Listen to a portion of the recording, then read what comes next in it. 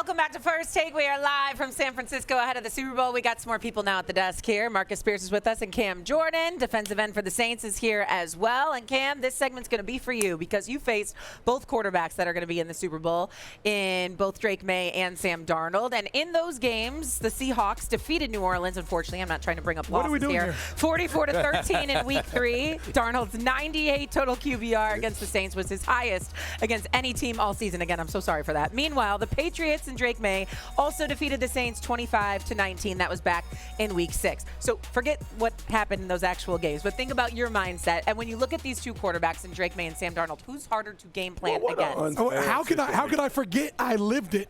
But that being said, you saw what Seattle was able to do defense-wise in playoffs. You saw what he was able to do special teams-wise in playoffs. It's easy to say, like, hey, which quarterback is harder to game plan?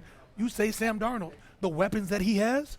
I mean, we talk about Cooper Kupp. Of course, we talk about JSN. I mean, we talk about Kenneth Walker, the way he's taken to the playoffs. If you're just looking at the last 3 games and judging by their last win, albeit the Seattle Seahawks, Sam Darnold's playing excellent. Go ahead, Spears. You want to jump in? Drake Maye. Drake Maye. Listen, I think Cam is talking about the totality of a football team. I'm talking about the individual. And Drake Maye bothers me more because of those critical plays that he's made. Think about the Houston game, the throw to Booty. That was out of the blue. His legs against Denver to seal the football game. Rushing, his legs were the most prominent thing that it was against Houston and Denver to get them out of situations. So when you look at both of these players, and here's what I'll say. Sam Darnold throughout these playoffs has rewritten what we think about him as a quarterback, especially this last game, Mad Dog, because Clint Kubiak, the offensive coordinator for Seattle, said, you go win the game. We were leading into that week saying, well, if Seattle can run it, they can win it, and they can do all of that. That game was on Sam Darnold because Matt Stafford played out of his mind. Sure did. He had to outplay Matt Stafford in that game. Yep. But Drake Maye, to me, presents the biggest problem because of the athleticism and the legs. I fear that more, especially with an aggressive defense like Seattle. If he finds those pockets on those third down, you guys are rushing, you feeling good, and he finds a little window and gets out and extends a drive. And New England has lived on the edge. Right. They have not dominated a game they played in. Drake Maye has been the reason for these playoff games going the way that they've gone. So right now, I would be more fearful of Drake Maye, the individual, than I would be of Sam Darnold. I'm with Swag on this. My answer to this question was Drake Maye. First and second downs this year, 46 carries, 330 yards, 16 first downs. That's something that they utilize. You scrambling on first and second down. You know, those are orchestrated run plays. You know, you want your quarterback to be a threat, to keep the secondary honest, because you got to keep him. Because he can run with the football. Then I'm looking at these 2 playoff games. These 2 playoff games that they had thus far this year, right? 125 yards on 9 carries and 6 first downs. That's what I'm thinking about, because I'm looking at Booty, I'm looking at Diggs, and I'm saying, all right, you're going up against the Seattle defense, who, by the way, have been missing tackles. Let's make sure they've improved about that in the postseason. Missed a lot of tackles in the regular season. So, obviously, if you can get into their secondary yards after the catch, it's something that they've been vulnerable to throughout this regular season and to a lesser degree in the postseason. But when you couple all of that with the fact that you got an opposing quarterback that can run with the football, that Josh McDaniel will call running plays for, look at how they secured the AFC Championship game. You know what I'm saying? Look at how they pulled that off when you couldn't see 5 feet in front of you because the damn blizzard was coming down. In the second half, but the first half, it's not like, again, it's not like he's been lights out. No, I'm not saying that. This playoff run, he has been like, oh, man. I'm just talking about the threat because both of them are top 5 defense. I mean, Seattle's number 1, but New England's a top 5 defense. And so when you look at Sam Darnold, even though he showed up in the postseason, during the regular season against San Francisco, for example, you win 41-6 in a divisional playoff game, but you won 13-3 in a regular season game. So you've seen times where Seattle's offense has struggled, and you anticipate that New England's defense will have something to say about it. The reason why most people would look at Seattle and say they're the better team, they should be the favorites to win the Super Bowl, is because we've got questions about New England's offense. But if Drake Maye is running with the football effectively and really moving the chains and getting first downs, that could be problematic. Well, he had 3 great runs in the AFC Championship game. He had a 28-yard run in the first drive, third quarter, which set up the field goal. Early in the first half, he had the quarterback draw for the touchdown on second down, and then he ran on 3rd and 6 for the first down to win the game, which killed me. I had Harvey with the receptions, and he didn't get the ball back. But that's another side. I told you that. I got killed. But he's a gambling degenerate. Oh, I love it. I love it. But I don't have a problem. You be careful. Before we came out of break, you was telling me how you got crushed. Devontae Adams. You're going to tell me after. I'm sorry I had to put our business out there. What are you doing? Man, no, that's my bad. What are we doing here? I'm snitching. My bad. I will say this, though, with what Cam said. I think the key to the game for New England is how Sam Darnold plays. Because if Sam Darnold plays well, I don't think the Patriots can win. I think Seattle's better. Yep. I think for the Patriots to win the game, Stidham didn't play well. Herbert didn't play well. Stroud was terrible. Yep. I think for them to win the game, he's going to have to fumble once, throw an interception. He didn't do that against the Rams. They played great.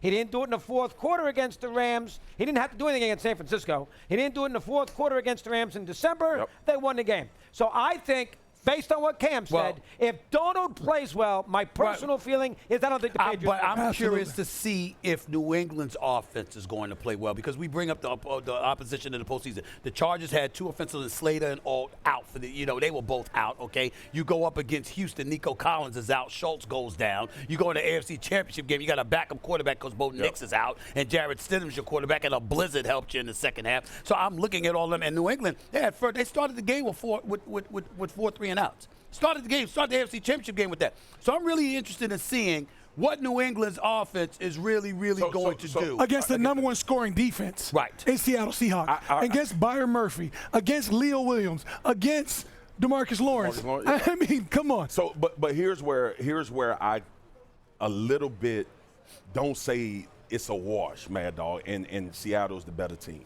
So it was going to be tough sledding anyway. Right. Now you add inclement weather.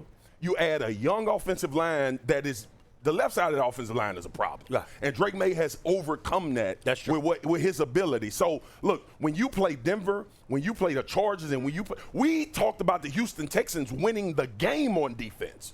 And he was able to throw 3 touchdowns in that game, no matter how it looked. He got sacked, fumbled. It wasn't like he was giving the ball away in a crazy way. He was getting hit by Will Anderson and Daniil Hunter a lot and fumbling the football.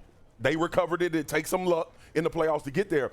But when you think about this New England Patriots offense, right, they've weathered a storm way harder than the Seattle Seahawks have. We had questions about the Rams defense coming into the playoffs after we saw them play the Atlanta Falcons. We obviously had questions about the Chicago Bears defense.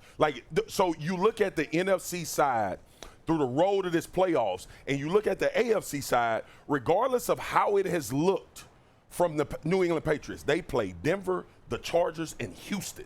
And we were talking about the Texans being on a historical defensive run. Now you get Seattle. I got all the respect in the world for Seattle defense. There is no difference in Seattle than Houston, though. There is, if you brought an argument to television and said, which defense, pre-playoffs, which defense would you take out of Houston and Seattle? It might go 50-50. It would not be a wash that Seattle is just clearly the best. New England has weathered a storm, and Denver was considered the number 1 defense for a long time, led the league in sacks. So there's a lot that New England can go into this game from confident that they played those 3 defenses going up against Seattle. And I will say New England's defense is no slouch either. They've only given up 16 points throughout the playoffs. Well. My goodness. Yeah. But I want to let Cam defend himself a little because he jumped out and said Harden was harder to game plan against. So what does New England's defense have to do? I'm thinking totality. Again, they Cooper Kupp, JSN. You talk about Kenneth Walker. They have the weapons to be better. So when you say game plan, it's not just the 90 yards that Drake May had last game through the air and the 67 yards he had on ground, 68 yards he had on the ground. No, it's Sam Darnold being able to keep up with Matt Stafford. It's Sam Darnold being able to step through the pocket, knowing blitzes are coming, take those hits, and deliver those passes. It's the ability that he has to know that when he's coming, I'm still going to get hit, so let me make this count. There's a flip side. Cam learned it. Cam learned. He just changed the question. That's what he did. Politics that a little bit, didn't I know. There's a flip side, though, because we saw Sam Darnold do his thing with 346 yards passing and 3 touchdowns against Los Angeles. But that Rams defense was nothing to brag home about. Okay? That's not New England's defense. And so if you're New England and somehow, some way you can neutralize Seattle offensively and let's say limit them to 20 points, 23 points or whatever, all of a sudden it becomes a lot more interesting. Yeah. That's really the question mark here because we know that if Seattle is going to do what it's been doing in these 2 playoff games offensively, New England has no chance. But if you can keep Seattle within range, 20, 23 points max, you can make a game of it. It could get interesting. By the way, a little hot shot. ESPN had the Houston-New England game, and right before with the pregame, you had Houston 24-14. I did. I call my guy. Bet Houston, you owe me some money. Here it goes. With a little sneak cap. Here With it a little goes. sneak cap. See, I don't know what money line is. I don't want to know what the money line is. play that I'm safe. still active. Mad Dog has a good friend named Fat Rob who knows every money line. That's right. Cam does not need to know Fat Rob yet. Okay, he's still an active player. Let's not get him in trouble. I'm scared to know what over and under means. Exactly. I want to ask a question to Cam, though, really quick. Does it scare anyone? Does it scare you a little bit that the Seahawks have not played a team not in the NFC West since December? I mean, these are teams that they've been very familiar with throughout the playoffs in the last game of the season. Does it matter? The NFC West was sort of the division that was competing with themselves. Yeah. I mean, I saw the playoff bracket and I said, all right, I already know Rams, Seattle, going to be in the NFC Championship. I looked at that early, and was I right? Absolutely.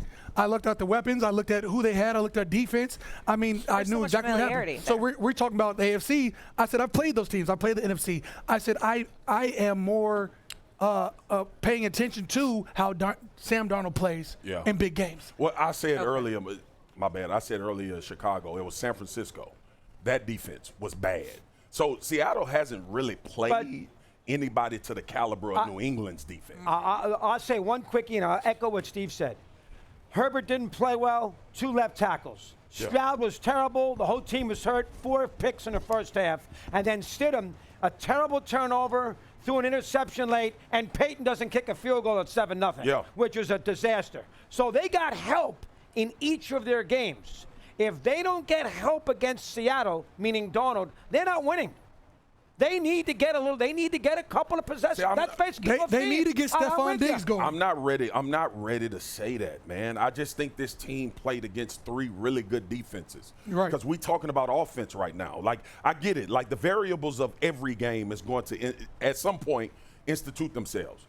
Well, the New England Patriots have played the top 3 defenses in the league, and they're about to play another one in the Super Bowl, and they've won those games in bad situations. You're not wrong. It's just a different argument when you're pointing about the opposing offenses they had to go against. I get it, Stephen A. And so when you look at Njigba, when you look at Cuff, when you look at Bobo and the crew, you look at Kenneth Walker, who's a 1,000-yard rusher, Charbonnet goes down, and what we're looking at, we're saying, okay, what they're going to do, but then you remember that Kenneth Walker averaged 4.6 yards a carry. Yeah. So you're looking at all of those things, and you're saying with the way Sam Darnold's been flinging that football, they can put up some points. 100%. If you have problems putting up points against that New England defense, the question is, what do you really look at New England's offense being? Because even as effective as they were during the regular season, they had the weakest schedule in the NFL since 1999.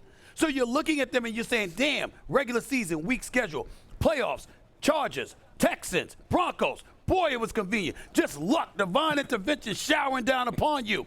You do get the impression it ends now. All that stuff goes out the window. Now what are you made of? We about to find out.